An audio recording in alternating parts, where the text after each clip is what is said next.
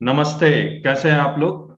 और जो आप मेरे पीछे जो टाइटल देख रहे हैं, चौंकिएगा मत, बिल्कुल सही है। मर्सीलेस प्रोविजंस इन जीएसटी और हुआ बेरहम, इफेक्टिव फ्रॉम 1 जनवरी 2022। और एक केस में डॉक्टर DY चंद्रचूड़ जो सुप्रीम कोर्ट के जज हैं, उन्होंने ये बात कही है। मैं वो सारा कुछ बताता हूं, आप मेरे साथ बने रहिए। और मेरा नाम CS KK अग्रवाल है, GST consultant expert, author, faculty. और आप हमारे चैनल के साथ जरूर जुड़िए, आपको अच्छी और कुछ नई बातें हमसे जरूर मिलेगी। और हमारी जीएसटी की क्लासेस है, रिकॉर्डेड क्लासेस, लाइव क्लासेस, वो इस वीडियो के अंत में मैं आपको उसके बारे में बताऊंगा। लेकिन आइए मैं सबसे पहले आपको दिखलाता हूं ये कौन सा ड्रैकोनियन, मर्सीलेस, बेरहम, हार्टलेस प्रोविजन है जो और ज्यादा बेरहम हो गया है, क्रूएल हो गया है। आइए। तो डॉक्टर धनंजय वाई चंद्रचूड़ जी, जो किसी समय इलाहाबाद हाई कोर्ट में चीफ जस्टिस भी रहे हुए हैं, अब सुप्रीम कोर्ट में जज हैं, उन्होंने messrs Radha Krishna industries versus state of Himachal Pradesh में 20 अप्रैल 2021 को कहा है कि the power to levy a provisional attachment is draconian in nature. और अगर ये ड्रैकोनियन है तो सेक्शन 83 में जो प्रोविजनल अटैचमेंट है, उसका जो हम लोग इंटरप्रिटेशन करेंगे वो restrictive interpretation करेंगे। This interpretation would be an expansion of a draconian power such as that contained in section 83, which must necessarily be interpreted restrictively। हम आपको अगर सेक्शन 83 का वही इंटरप्रिटेशन आपको दिखलाने वाला हूं कि इसका इंटरप्रिटेशन इस तरह से करना है, और खूबसूरत ढंग से इस राधा कृष्ण इंडस्ट्रीज में ये पूरा इंटरप्रिटेशन किया हुआ। लेकिन 1 जनवरी 2022 से चेंज किया आया, वो आपको जानना बहुत जरूरी है। पहले देखिए क्या लैंग्वेज था। ये जो आप इटैलिक्स में देख रहे हैं, ये पुराना है, ये 1 जनवरी 2022 से ये नया है। बहुत ध्यान से देखिएगा। यहां लिखता है where after the initiation of any proceedings, और यहां पर लिखा हुआ था where during the pendency of any proceedings. तो मुझे कोई खास फर्क नहीं लग रहा है कि पेंडेंसी ऑफ प्रोसीडिंग और इनिशिएशन में। पेंडेंसी का मतलब आपका प्रोसीडिंग स्टार्ट हो गया, खत्म नहीं हुआ है, बीच में कहीं पर है। ये सेक्शन 147 में भी ऐसा, इनकम एस्केपिंग असेसमेंट में ये सब में भी लिखा हुआ था, पेंडेंसी वर्ड यूज किया हुआ है। लेकिन अब जो उन्होंने नया लेके आया है, where after the initiation of any proceeding, यानी कि शुरुआत हो गया है। तो शुरुआत के बाद कभी भी, इसमें लिखा हुआ था सिर्फ कुछ सेक्शन ही लिखे हुए थे। 62 जो assessment of non filers of return है, 63 असेसमेंट ऑफ अनरजिस्टर्ड पर्सन है, सेक्शन 64 समरी असेसमेंट है, section 67 inspection search and seizure है, 73 74 बोनाफाइड डिमांड यानी कि नॉन फ्रॉड केसेस या अदर देन फ्रॉड केसेस, और 74 फ्रॉड केसेस जो मेलिफाइड डिमांड होती है। डिमांड मेलिफाइड नहीं है लेकिन फ्रॉड केसेस है बेसिकली। तो अगर आप सेक्शन देख रहे हैं 62, 63, 64, 67, 1 2 3 4 5 6 सेक्शन में आपका प्रोविजनल अटैचमेंट हो सकता है। लेकिन कब हो सकता है, लेकिन अब इन्होंने 1 जनवरी 2022 से इन्होंने ये 6 सेक्शन के लगा पूरा का पूरा चैप्टर ही लिख दिया। चैप्टर 12 असेसमेंट के सारे sections.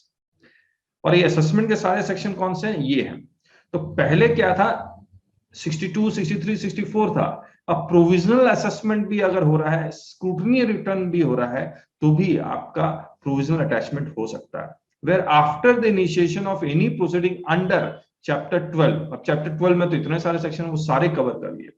Where after the initiation of any proceeding under chapter 14, और चैप्टर 14 में सारे 67 पहले सिर्फ इकलौता था, अब 68, 69, 70, 71, 72 ये सब कवर कर लिए। यहां पर 71 में एक्सेस टू बिजनेस प्रीमाइसेस का ये मतलब नहीं निकलता है कि बिजनेस प्रीमाइसेस में आएगा और आपका प्रोविजनल अटैचमेंट कर लेगा। हम लोग करेंगे उसका इंटरप्रिटेशन किसी और वीडियो में। इसके बाद अगर आप देखेंगे, पहले 73 और 74 था, अब इन्होंने ऐड कर दिया चैप्टर 15 ऑल्सो, और 15 में 73, 74 के अलावा 75, 76, 78, 79, 80, 81 सब कुछ ऐड कर दिया। उसमें 83 भी आ गया, 83 के अंदर 83 भी आ गया। खैर, इसको हम लोग इंटरप्रेट ही करना है हम लोग को। अब आप समझिए, ये कह रहा है कि अगर आपका स्क्रूटनी ऑफ रिटर्न चल रहा है, उस केस में भी वो आपका प्रोविजनल अटैचमेंट कर सकता है।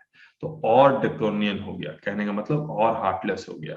लेकिन इतना भी बुरा नहीं है, क्योंकि राधा कृष्ण इंडस्ट्रीज का जो उसमें पूरा, उसमें जो ऑनरेबल सुप्रीम कोर्ट के जज ने जो कहा है वो हम लोग के लिए सेफ गार्ड है कुछ सिटीजन्स के लिए। अब पढ़िए, कौन अथॉरिटी कौन है, व्हेन कब कर सकता है, after the initiation of proceeding in chapter में। अथॉरिटी कौन कर सकता, कमिश्नर कर सकता। कंडीशंस क्या है, ये इंपॉर्टेंट कंडीशन ये है कि commissioner is the opinion that for the purpose of protecting the interest of the government revenue it is necessary so to do।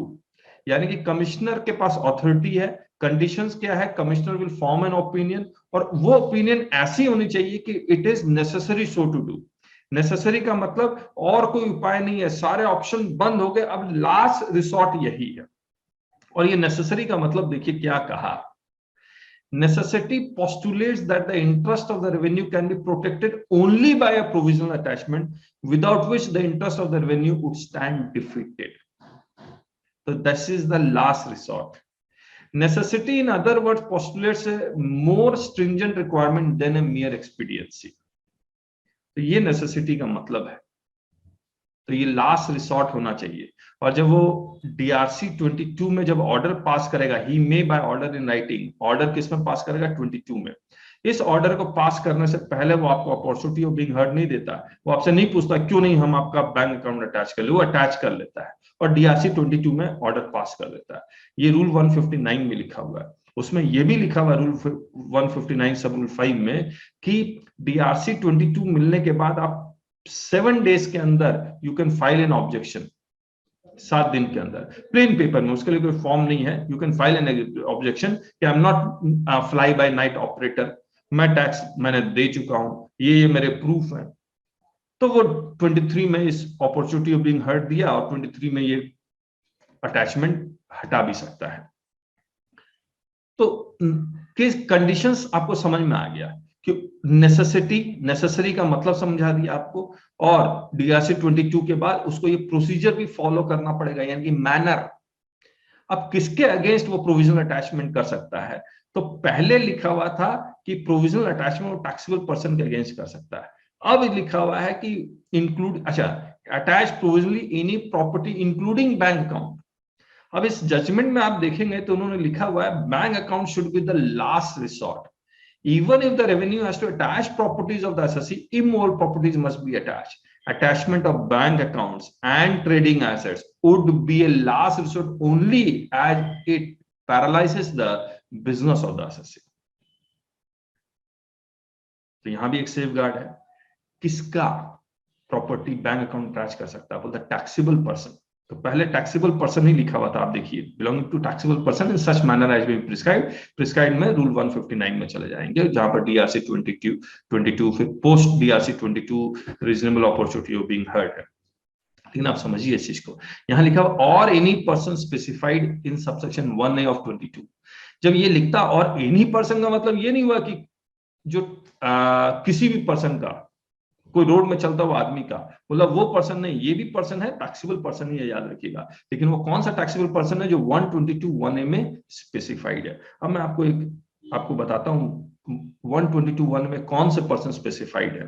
बोलता है एनी पर्सन रजिस्टर्ड या unregistered who retains the benefit, तो any person registered और unregistered who retains the benefit of transaction covered under clauses. अब यहां पर any person तो लिखा हुआ है, लेकिन कौन सा person who will retain the benefit of the transaction, जहां पर आपको इनकरेक्ट इनवॉइस के बेसिस पर क्रेडिट, तो वही क्लेम कर सकता है जो रजिस्टर्ड है। आपको इनवॉइस तो मिला है लेकिन गुड सर्विस बिना मिले, यानी कि सेक्शन 16 सबसेक्शन 2 के बिना कंडीशन को सेटिस्फाई किए हुए बिना आपने क्रेडिट अवेल कर लिया है, वैसे पर्सन ISD का क्रेडिट भी। तो ये भी यहां पर आप मान के चलिए कि ये जो एनी पर्सन स्पेसिफाइड है बेसिकली रजिस्टर्ड पर्सन है जो क्रेडिट क्लेम कर रहा है, इनका भी वो प्रोविजनल अटैचमेंट कर सकता है। ये ऐड क्यों करना पड़ा, इसके लिए एक गहना इंडस्ट्रीज का एक केस था, वो मैं आपको दिखलाता हूं, दिखाइए। ये है, मान लीजिए सप्लायर है जिसके अगेंस्ट फेक इनवॉइस का कोई इन्वेस्टिगेशन इंक्वायरी चल रहा था, सेक्शन 67 में इंक्वायरी चल गया इसका। इस सप्लायर ने जो इनवॉइस इशू किया था, फेक इनवॉइस था, उसके बेसिस पर रिसिपिएंट को सेक्शन 70 का समन चला गया। अब अगर पुराना सेक्शन 83 देखें तो जिसको समन गया है उसका वो प्रोविजनल अटैचमेंट नहीं कर सकता। पुराना इसलिए कह रहा हूं क्योंकि पुराने में सेक्शन 70 नहीं था, और गहना इंडस्ट्रीज में ये कहा गया कि अगर सेक्शन 70 नहीं लिखा हुआ रेस्ट्रिक्टिव मीनिंग देना है तो आप प्रोविजनल अटैचमेंट इस रिसिपिएंट का नहीं कर सकते थे। तो अब नए में जब ये लिख दिया कि टैक्सेबल और any person specified in 1A of 122, इसका मतलब ये हो गया कि इस रिसिपिएंट का भी सेक्शन 70 के बेसिस पे प्रोविजनल अटैचमेंट हो सकता है। क्यों हो सकता है? क्योंकि चैप्टर 14 में कवर्ड हो गया। चैप्टर 14 में सेक्शन 70 है या नहीं है? यस, ये देखिए, power to summon person to give evidence and produce documents, ये।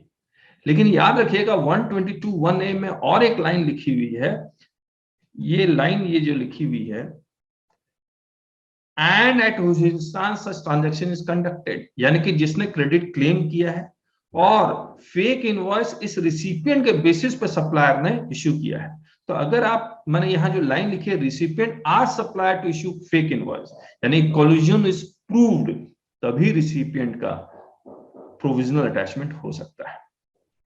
तो now from 1st January 2020 provisional attachment is possible for both taxable person या both registered person।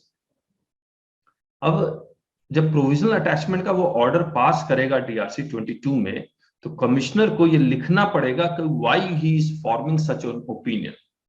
ये ऐसा राधा कृष्णा इंडस्ट्रीज में सुप्रीम कोर्ट ने कोट किया। The language of the statute indicates first the necessity of the formation of opinion by the commissioner. Second, the formation of opinion before ordering a provisional attachment. Third, the existence of opinion that it is necessary so to do for the purpose of protecting the interest of the government revenue. Fourth, the issuance of an order in writing for the attachment of any property of the taxable person. And fifth, the observation by the commissioner of the provisions contained in the rules in regard to the manner of attachment. Each of these components of the statute are integral to valid exercise of the power. तो ये section 83 था। मुझे उम्मीद है आपको समझ में आ गया होगा, और मैं आपको फिर से बता रहा हूं कि हमारी जीएसटी की जो क्लासेस है उसको जरूर से अटेंड कीजिए, क्योंकि हमसे ज्यादा इन डेप्थ और कोई नहीं करवाएगा आपको। ये एक चैलेंज है और ये सच बात है। एक बार करके देखिए, और इसके बाद वाले वीडियो में हम आपको सारा कुछ बताएंगे भी कैसे उस क्लासेस को आप ज्वाइन कर सकते हैं। अगर आपको ये वीडियो अच्छा लगा तो आपसे रिक्वेस्ट है कि आप प्लीज प्लीज प्लीज अपने फोरम में, अपने व्हाट्सएप ग्रुप में, अपने फेसबुक में और बाकी जितने जगह आप शेयर कर सकते हैं जरूर से कीजिए।